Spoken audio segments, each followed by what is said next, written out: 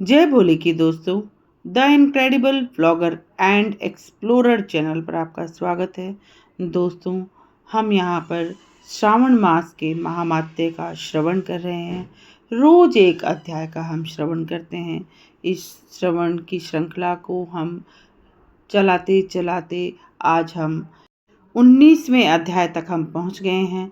दोस्तों, श्रावण माह में हम जो भी व्रत करते हैं, उस व्रत को करते हुए हमें श्रावण मास के महात्म्य को अवश्य सुनना चाहिए। शिव जी की भक्ति में लीन रहना चाहिए, शिव जी का गुणगान करना चाहिए। श्रावण महात्म्य का श्रवण संपूर्ण मनोकामनाओं को पूर्ण करने वाला एवं शिव भक्ति प्रदान करने वाला होता है। अतः इसका श्रवण आप बहुत ही भक्ति भाव से एकाग्रचित होकर और बहुत मन लगाकर इसका श्रवण करें। तो दोस्तों, हम शुरू करेंगे आज 19वें अध्याय का श्रवण। 19वें अध्याय में एकादशी व्रत कथा का वर्णन किया गया है। आप सभी इसे ध्यान से सुने। आपने अभी तक अगर मेरे चैनल को सब्सक्राइब नहीं किया है तो मेरे चैनल को सब्सक्राइब कर लें, लाइक करें, शेयर करें और कमेंट्स में कमेंट्स लिखना ना भूलें, क्योंकि कमेंट्स जो आप मुझे देते हैं, आपके कमेंट्स मेरे लिए प्रेरणा स्रोत हैं। तो दोस्तों, चैनल को सब्सक्राइब करके बेल आइकन ज़रूर दबाएं ताकि मेरी जो भी वीडियो हो वो आपको सबसे पहले मिले। मेरे चैनल पर सारे महात्म्यों के अध्यायों का श्रवण आप मेरे चैनल पर जाकर कर सकते हैं। आप एक एक अध्याय का श्रवण बड़े ध्यान से और भक्तिपूर्वक करें। भगवान शिव आपकी सभी मनोकामनाओं को पूर्ण करें।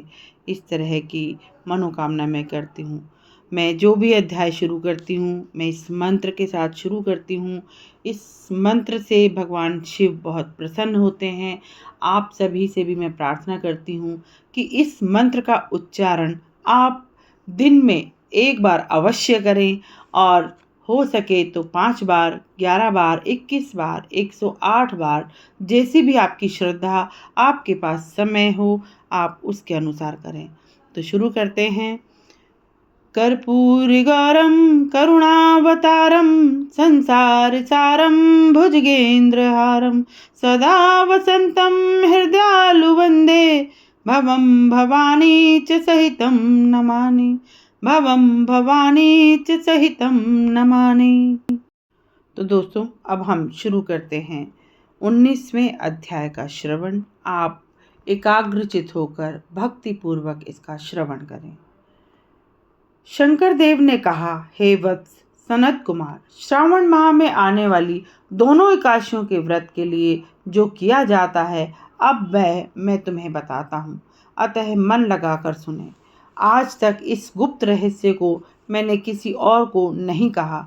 यह व्रत अति उत्तम, पुण्यदायक, पाप के ताप को हरने वाला, प्राणियों को मनोवांछित फल देने वाला तथा अत्यंत ही गुणकारी है। इस माह में किए गए सारे दुष्कर्म इस व्रत के प्रभाव से समाप्त हो जाते हैं। हे पुत्र, इस विषय में मैं तुम्हें सब कुछ विस्तार से कहूँगा। तुम केवल दत्तचित होकर सुनते रहो। दशमी के नित्य कर्म से निवृत्त हो, स्नान कर गुरुजनों का आशीर्वाद लेकर वेद ज्ञाताओं, पुराण वेदताओं और इंद्रिय मन जितेंद्र देवों की पूजा अर्चना कर देवाधिपति श्री विष्णु भगवान की अर्चना करें। यह वंदना 16 उपचारों से करें। प्रार्थना करें, हे पुंडरीकाक्ष, मैं आने वाली एकादशी को व्रत काल में निराहार ही रहूँगा।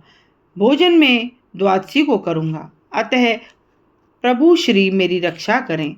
हे विप्र, उस दिन अग्नि तथा गुरु को साक्षी मान मैं पृथ्वी पर ही शयन करूँगा। काम, क्रोध, मोह, लोभ का परित्याग कर प्रातः ही उठकर भगवान कृष्ण में मन लगाकर काम करते हुए, चलते हुए श्रीधर श्रीधर का जाप करूँगा। हे पुत्र, 3 दिवस तक भक्त न तो किसी पाखंडी को देखे और न ही उससे किसी प्रकार का वार्तालाप करे। इतना भर करने से वह उपवासक मोक्ष का अधिकारी हो जाता है। दोपहर को पंचगव्य लेकर तथा क्रोध का परित्याग कर नदी के मीठे जल में स्नान कर लौट आओ। घर पर आकर भक्ति भाव से प्रभु की पूजा अर्चना करने के लिए धूप दीप तथा भांति भांति के नैवेद्य इस्तेमाल करो। रात्रि जागरण करते हुए गायन वादन करो तथा प्रभु वाणी सुनो। प्रथम कलश स्थापित करके पंचरत्न को सोने के घड़े में रखो। श्वेत चंदन से पूजा करो। तत्पश्चात घड़े को 2 सफेद कपड़ों से ढांप दो। देवादिदेव की मूर्ति शंख चक्र गदा सहित उनकी पूजा अर्चना कर द्वादशी के दिन सुबह ही अहिक्र करने के बाद श्रीधर का नाम जप करना चाहिए। गणाधारी देवेश का पूजन करने के बाद ब्राह्मणों को स्वर्ण सहित कलश दान में प्रदान करें। घड़ा देते समय यह उच्चारण करें, हे भगवान श्रीधर महाराज, आप प्रसन्न होकर मुझे भी लक्ष्मीपति बना दे। ऐसा बोलकर जगतपति श्रीधर भगवान का पूजन करके उत्तम और विद्वान ब्राह्मणों को भोजन दें। अपनी सामर्थ्य अनुसार उन्हें दक्षिणा भी दें। तब घर के सेवकों को भोजन कराकर गौ को भी चारा डाल दें। अंत में नातेदार व संबंधियों के साथ स्वयं भी भोजन करें। हे पुत्र सनत कुमार, यह तो मैंने तुम्हें शुक्ल पक्ष की एकादशी का विधान बतलाया है।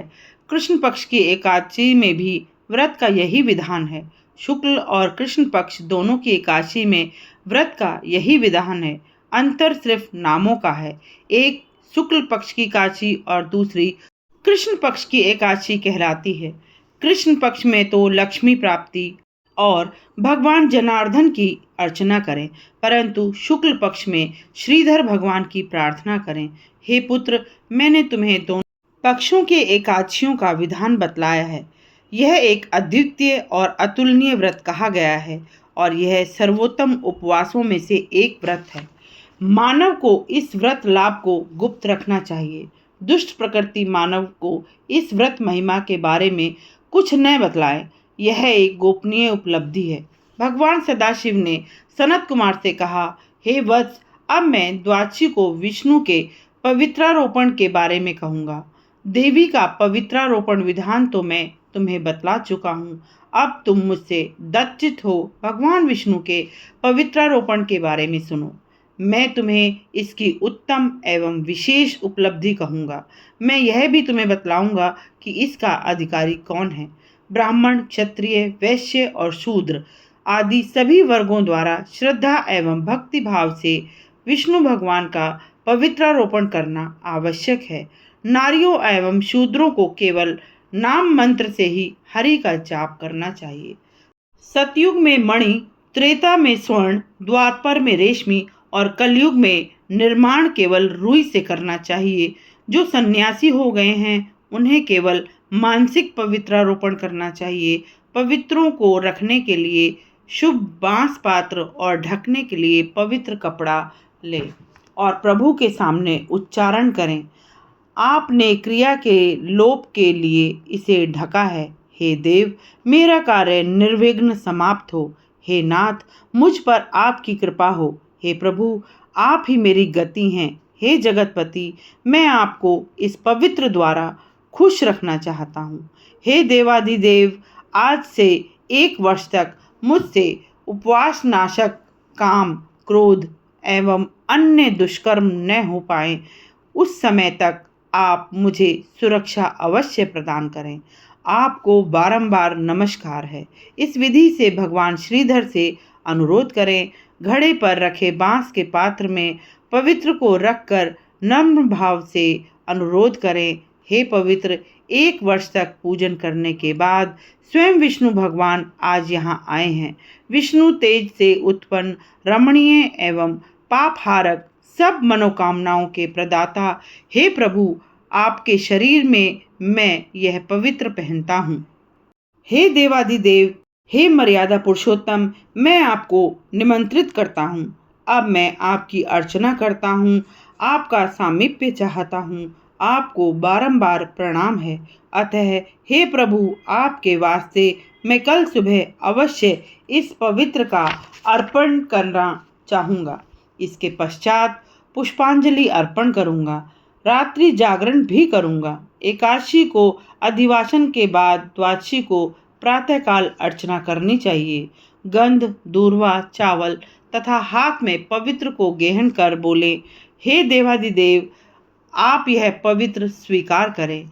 पवित्र के लिए 1 साल तक पुत्र फलार्थ यह प्रार्थना करें। हे पवित्र, आप मुझे शुद्ध कर दें। आज तक मेरे द्वारा किए गए सारे पाप समूल नष्ट हो जाएं। आपकी पवित्रता के कारण मैं पाप मुक्त हो जाऊं। संपुटित कर देने के लिए मूल मंत्र का आह्वान करें, तब नैवेद्य देने चाहिए तथा निराजन एवं प्रार्थना करें।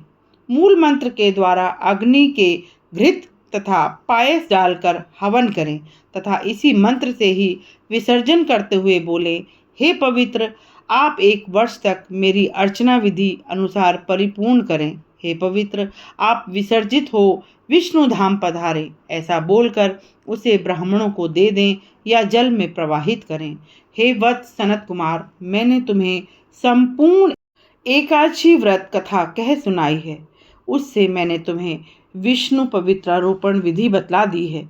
अतः जो भी कोई श्रद्धावान तथा उपवासक यह पवित्रारोपण करता है, वह इस लोक में अतुल धन संपदा का स्वामी होता है और अनंत सुख उपभोगों को भोग कर मरणोपरांत सपरिवार वैकुंठ लोक को पाता है। तो दोस्तों, यहाँ पर हमारे 19वें अध्याय का समापन होता है। आप सभी पर भगवान विष्णु की कृपा इसी प्रकार बनी रहे, भगवान शिव की कृपा इसी प्रकार बनी रहे। हमारे 19वें अध्याय का यहाँ समापन हुआ। मैं इस मंत्र के साथ समापन करूँगी।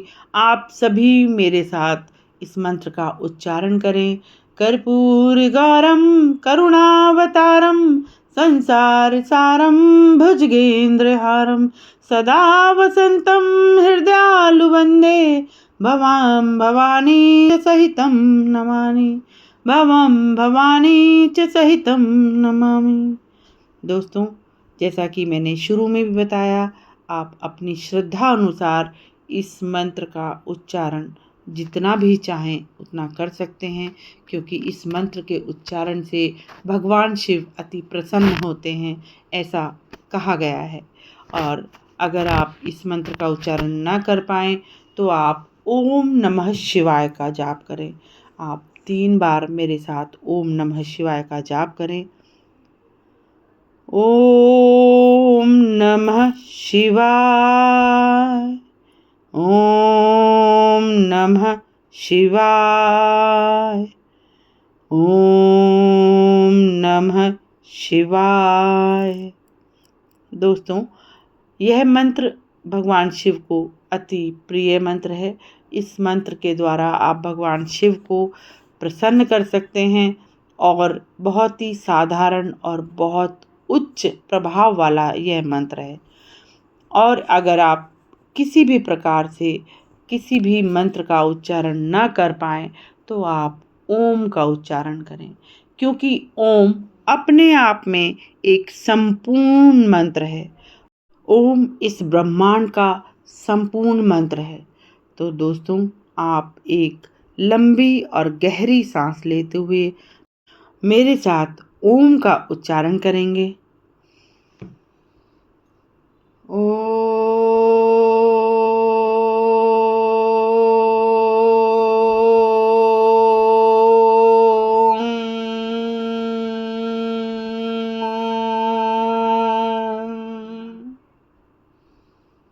दोस्तों, भगवान शिव आप सभी की सभी मनोकामनाओं को पूर्ण करें, आप सभी की सभी इच्छाएं पूरी हों, ऐसा मैं भगवान शिव से और भगवान श्री हरि से प्रार्थना करती हूँ कि आप सभी की सभी इच्छाएं पूरी हों, सभी को अपने मनवांछित फल मिले।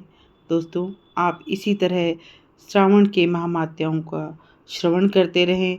मैं जैसा कि मैंने आपको पहले भी बताया है कि श्रावण में आप कोई भी व्रत करते हैं तो उसके महामात्य सुनने का आपको अधिक फल मिलता है।